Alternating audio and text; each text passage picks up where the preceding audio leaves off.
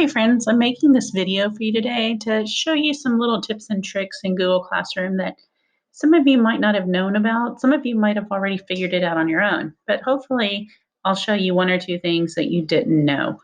So one of the things I'm going to do is I'm going to open up my Google Classroom, and this is my training classroom, and I'm going to go to classwork, and I'm going to click the create button, and I'm going to create an assignment that I want to share with my students.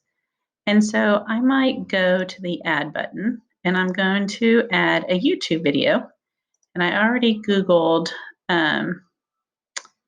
let's see, I think we all need a pep talk today. So I'm going to go ahead and stop. And so one of the things I also wanted to point out, make sure anytime you're sharing a video from YouTube with your students, make sure that you approve it for Northside. If it's not approved, they're going to have a hard time opening it. So again, just always click that approve for Northside. I'm going to go ahead and grab the share button, and I am going to copy this link and go back and post it as my attachment. I'm going to click on it and add it. So this might be a pep talk. So I'm going to post this assignment. And I'm going to give my students directions, and I'm going to say, 1, watch the video. 2, share something that made you smile. 3, click on the create button. Click the create button to add your thoughts on a Google Doc. And that was right. Okay, on a Google Doc. And then maybe I'm going to choose this and make it ungraded. And so we've had some conversations about graded and ungraded. And because we're really not taking grades at this moment, we're just trying to get feedback from students. I would just leave things ungraded at the moment. You just really want to be able to give the student feedback. We can't really do grades on something not knowing. We really can't do grades because not everybody's connecting this way. And so leave your assignments ungraded and still give your students feedback on how they did and have those conversations with them. Due dates. So just a conversation really quick about due dates. Extend your due dates for at least a week, because some of these kids aren't able to connect until the weekend when mom and dad are home, because some parents are still working. And with the topic, I'm just going to go ahead and create a new topic. And I'm just going to call this our weekly check-in. It's just something fun that I'm going to do with my students. It's not necessarily content related. And then I would go ahead and assign it. Now, one of the things that you may not have realized, I'm going to go back over here to my Google Classrooms, and I'm going to go to one where I'm a student in the classroom. So anytime a student opens up an assignment, they have the option to select add or create. And so the student could just go straight to docs, and it's going to open up a Google Doc that's associated with this assignment. And so now they can just start typing. So see at the top where it has my name, and that was the assignment. I could say my favorite part of the video was when Kid President talked about hot dogs. And then, I could go on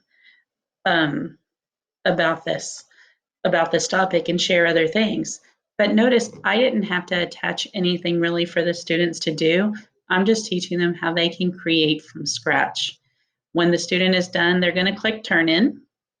And if you didn't notice, so usually if your students are working in any type of Google product like slides, docs, sheets, they're always going to have the turn in feature. And that's to let the teacher know that they've turned in this work.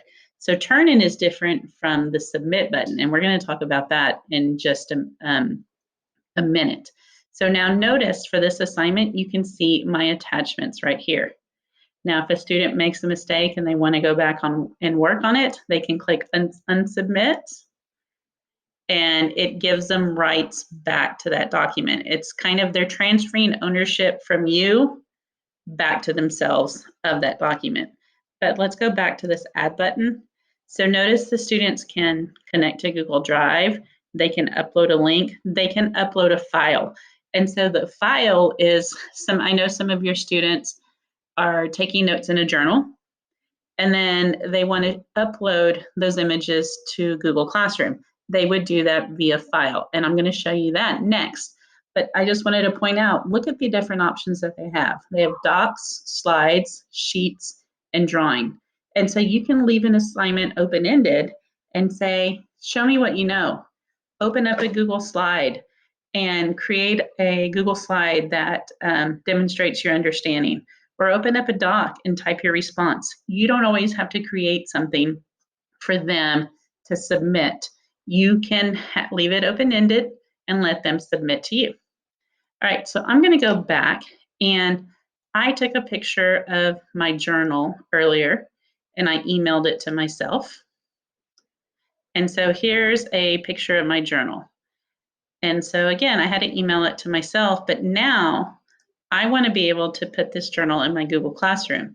So I'm just going to click on the download button. That's one way I can do it. Or I can click on the add to my drive. And now it's in my Google Drive and I can attach it. So now I'm still a student. I'm going to go back to my original assignment. I'm going to click the add button, and I can upload a file. And I can select files from my device. And because I downloaded it, I can just click and drag it and click upload. And now it's going to attach that to this assignment. I could also, it's going to take a second for it to add. I can also go to add or create, because I also saved it in my Google Drive. And it's going to automatically go to recent files. And here it is, and I can add it that way as well. So now that's how students, oops, oh, it wouldn't let me add it because it realized I already had it added. So that's one way students can take a picture of something that they're doing at home to add to their journal. And again, they just click the turn in button to let you know, and it's showing that I have 3 different attachments, and I'm going to click turn in, and that lets my teacher know that I'm done with that assignment. Now, I'm going to go back to my Google Classroom right here, and we're going to go to classwork. And if you notice on classwork, notice how this is blue and this is gray. So if an item is a lighter color, that means the student has already turned it in. If it's still a dark color, that means it's been assigned and hasn't been turned in. And so that's just another FYI to teach your students. If they're not sure what they've done, or if they're not sure if they haven't turned in an assignment, they need to look at the colors to figure out where they stand and the things that they're still working on. They can also go to view your work, and they can see, oh, this is still assigned, I haven't done it, or this has been turned in. So that kind of gives them a heads up of the items that they're still working on. So hopefully that kind of helps you understand things a little bit better in regards to attaching files to a Google Classroom, and also starting from scratch, that you don't always have to have that template pre-made to share with your students. Give your students a little bit of flexibility and let them make those choices for themselves. So thanks for watching. We'll touch base with you all soon. Have a good one.